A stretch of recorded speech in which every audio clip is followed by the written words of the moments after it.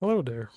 I was actually playing out a little bit with the menu scripts because I was curious because I saw Konu saying that he was going to tie a specific keybind in order to draw a weapon that's outside of the weapon range in Easy FPS editor. And I ended up like coming across the menu scripts and whatnot, so I was kind of like messing around a little bit with this. So I'll show you what this looks like in game. And then I'll explain how this works. So in the keyboard, you're going to see we have the sword, which is something that is new here, and the not bound, which if we press F, because the flashlight is no longer being used, it's going to change to the sword instead. And the sword is still number 2 on my end, but that's not what's important here. If there was a weapon or like a special item that wasn't from between 1 to 8, let's say it's a utility item or whatever that you wanted to use, you could use what I'm doing instead. Now, to kind of explain how I did this, we have to go over here to the script. And the important thing is, before going into the actual script itself, is how the button scripts work at the moment.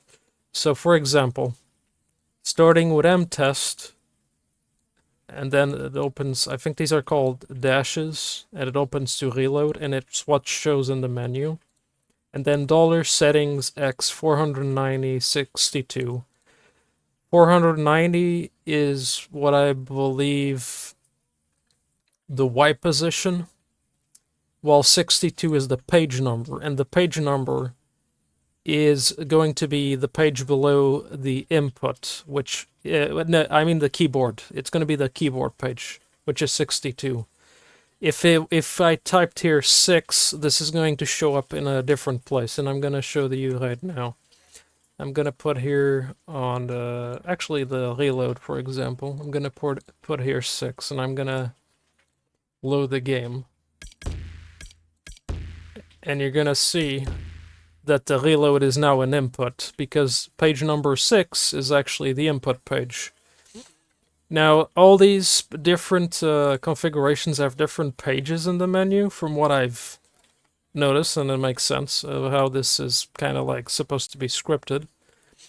And then you have M input, and this is important. The input is what this key is actually doing. It's doing the reload, which, and then settings values 490, reload again, etc. Now, the important thing about this is that I took the flashlight off because I don't have flashlights in the game, so this doesn't matter to me.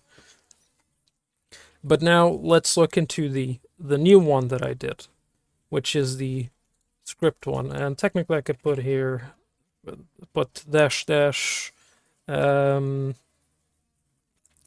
additional keybinds and save. And I have the mtext, which this is the same thing as the other one, like the reload.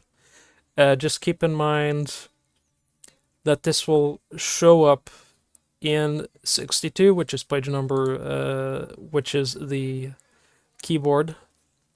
And then the M input here is different, because this one is not in the right place yet, but I'll get it down eventually. This is X, this is Y. So this works differently than the other ones. I think you could technically maybe use... Wait, maybe you're supposed to use this. Now that I think about it, because $settingsX must be like the global variable, not the variable it has for the settings, and we'll see if it works. But basically, what this does is, instead of looking for something that already has a name that's probably like in the actual game itself and the game immediately recognizes, is that this is picking up a script instead. And I have Sword.script, which is basically just a player draw. So it's player weapon draw 1.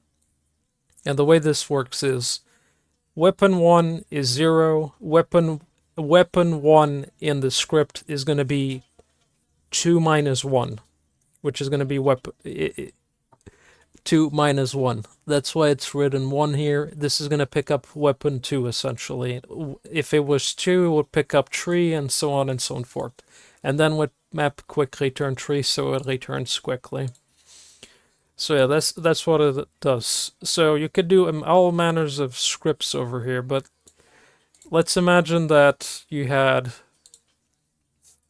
a weapon that, I don't know, that fell, that was not in the current limit, which I believe is like 8 or 9 weapons. I can't remember right on top of my head, but this can be used to, you know, just have it so you could have a utility weapon or something else, maybe a special weapon or whatever, that's not in between those 1 and 8 keys that you can use. I don't know, it could have a lockpick in your game.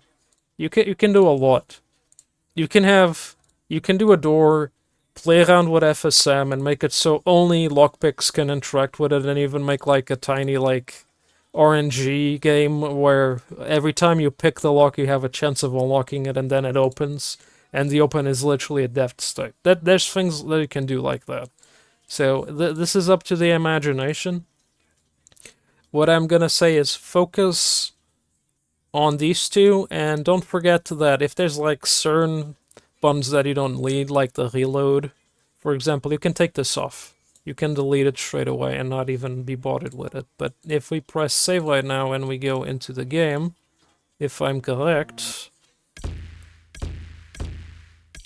it doesn't work, this one. So apparently it cannot use that setting, so I'm gonna go back to 680. That's okay. And then if I would like a bigger number, you know what? Let's try and put it at the right angle now, just because I'm interested. Right spot close. Getting there. 900. Let's see if we got it. You know, that's not too bad. I'm not going to complain about that, but I'll put 880. 880, but yeah. Very, very useful, I would say. If you have like a script that you want to tie it with a button, this is one way to do it. It could be anything, really. It could even be like a teleport. You could have a waypoint, not a waypoint, I mean a teleport back to town. It could be a lot of different things. Just keep in mind you can tie a key to a script, and instead of doing it the normal way where you would put it on the map loop, you can do it here instead, and it will basically search for that script and tie it to the key that you're putting in there. So keep that in mind.